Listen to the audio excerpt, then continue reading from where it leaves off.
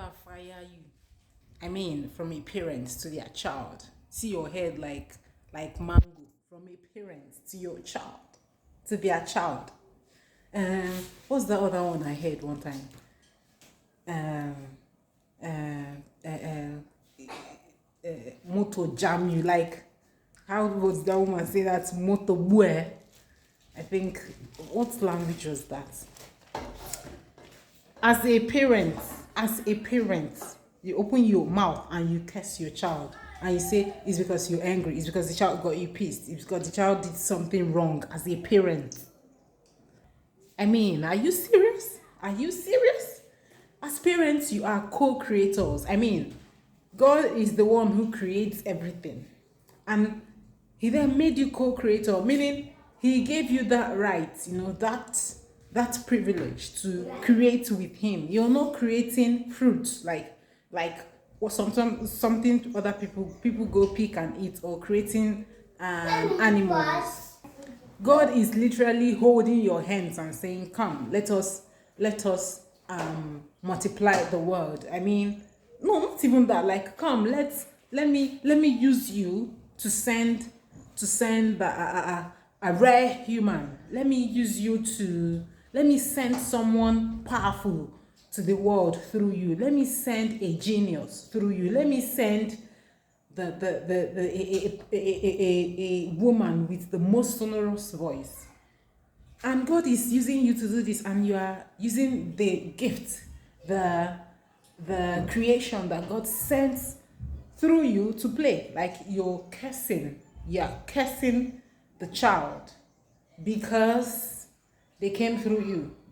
Look, we are co-creators, and being a co-creator is a rare privilege. We are not creating animals. We are not doing what science, these people in science, they say, you see them, they say they are resurrecting a certain species that has gone into extinction. That's not what you're doing. Yeah, you're actually joining hands with God to bring someone to the world, someone who is going to change the world, someone who has never been on earth. I mean, someone whose type has never been and would never be, not before them and not after. And then God uses you to send this person to the world, and you take that person for granted. You take that privilege for granted. I mean, you literally telling God that this thing you're asking me to do, or this person you sent through me, I don't care. You've forgotten that you're not just a co-creator, you are a caretaker. I think if we begin to treat children, as God's property first, as someone, as people, as what's that word that we use now, as rare humans sent to the earth through us, and that we're going to have to account for them to God. I think if we actually have children or train children with this perspective, is going to help us do better as parents. Because we just feel like, okay, because the child answers my name, because the child is with me, I'm the one that's going to take care of them. Anywhere they go to in this world, people they're still going to come back to me, come back to my home, so they are mine. Like, really, you don't know you're a caretaker, and you're not treating what God gave to you like it is God's, because it's not yours. He just gave you to take care of for the time being, for the time he would have you take care of that human, and then you're taking that for granted. You are abusing that human. You're taking the privilege for granted.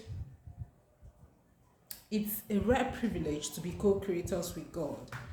It is a rare privilege. I think the people who experience it so much, the people who experience this co-creating process more are women.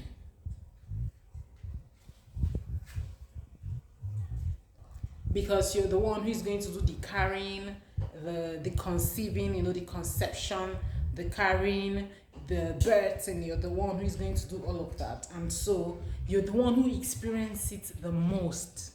It does not mean that we are taking away the fact that men are also co-creators, or that men should not be responsible for their children as much as the women or the mothers should be. Both of them have their special place in a child's life. But women are the people who are so close to co-creating with God. And so the last thing God wants you to do to the human he has sent to this world through you, not to you, but through you. The last thing he wants you to do to that person is abuse them. The last thing he wants you to do is treat them unfairly. The last thing he wants you to do is use your mouth to curse them. The last thing he wants you to do is use your mouth to diminish them, to crush them, to frustrate them, to make them feel helpless, to make them feel hopeless, to make them want to say, you are not my parent. To make them doubt God's love, to make them doubt their essence of being. I feel like parents who do this have a special place in hell. Yeah. Because God will first begin to judge you here on earth, even before we even get to the other side of the world. Yeah, the other side of life, actually. So next time, before you think of abusing that child, before you think of saying bad things to a child because you're angry, because of from a place of rage, because they did something wrong, because they did something bad, I think you should remind yourself that this is someone God sent into the world through me, not to me, through me. So my words, what I say with my mouth is supposed to be used to bless them. I'm supposed to be using my words to bless them, not to curse them. I'm supposed to be using my words to create their future. I'm supposed to be using my words to bring out the best in them. I'm supposed to be using, because as co-creators, you have so much power. Yeah, you have so much power.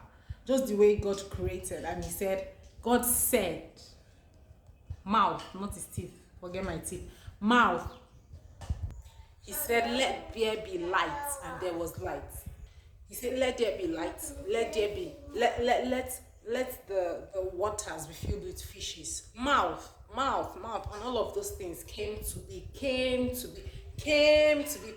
Then you don't know that you also have the same power to use your mouth to create a future. I mean, the future you want for your child. Your mouth to create a better life for your child. As much as it might look like, how do we create with our mouth? But you're shaping them. You're calling forth the things that be not as though they were. And that is how you create the world for them. That's how you create their future.